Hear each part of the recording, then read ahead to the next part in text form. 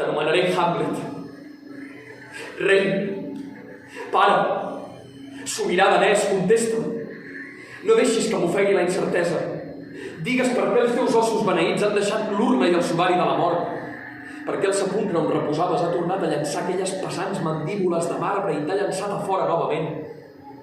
Què pot significar que tu, cos sense vida, tornis a visitar-nos sota la mirada de la lluna tenyint la nit de pànic? I nosaltres, ninots a la mercè de la natura, ens agitem de forma tan horrible amb pensaments que fugen de l'abast de l'ànima. Què vol dir això? Què significa? Què hem de fer?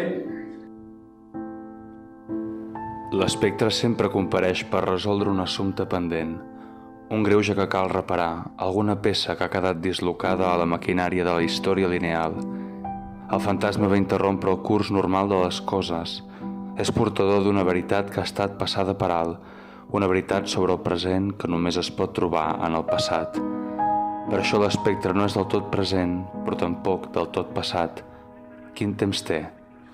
L'únic que pot fer és vagar pel món com una paradoxa i entregar la seva demanda a la persona adequada, a Hamlet. Benjam, repara el greuge pendent. El descans del teu pare, si mai l'has estimat, depèn de tu. En termes històrics, l'espectre del pare de Hamlet vaga per un món cristià, concretament catòlic. La seva ànima erràtica demana pressa a Hamlet. Se li acosta el judici etern. S'aproxima l'hora d'entregar-me les flames sulfuroses de la meva tortura. En aquest sentit, Harold Bloom senyala que la figura de l'espectre és dins de l'obra un romanent catòlic en una Anglaterra que processava oficialment el cristianisme protestant. Recordem que va ser precisament la reina Isabel I, coetània de Shakespeare i de fet envoltada d'especulacions sobre la relació que van mantenir, qui va consolidar la reforma protestant durant el seu regnat, tot mantenint al marge i de fet executant la seva cosina Maria Stuart, com bé escenifica Schiller.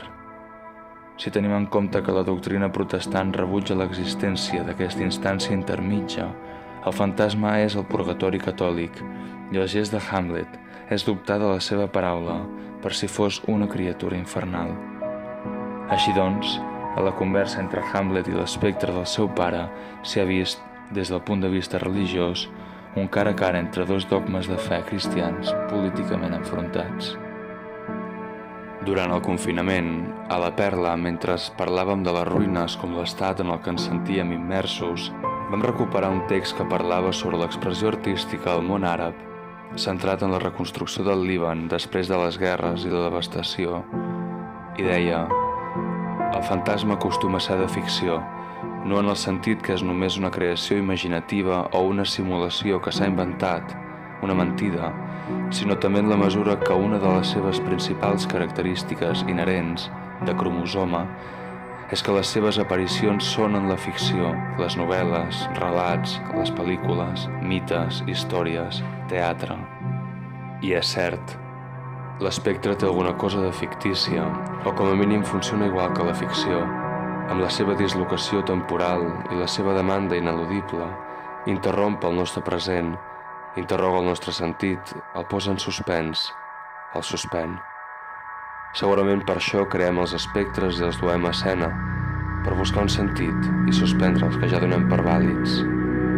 No és per això que fem teatre.